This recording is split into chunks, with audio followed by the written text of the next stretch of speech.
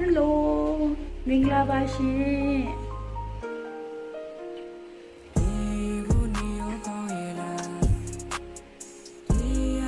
မင်္ဂလာပါရှင်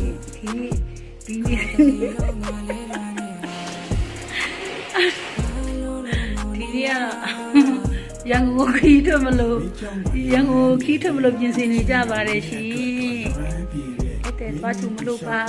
သူများရင်နားရင်လည်းမနားရပါဘူးရှင်အလုံးရှုံနေပါတယ်အဲ့တဲ့ဒီသွားချူရမယ်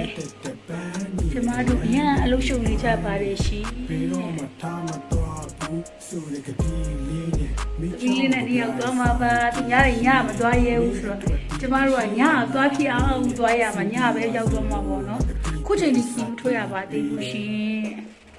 ခုချိန်ဒီခင်းထွက်ရပါသေးဘူးရှင်ကျမတို့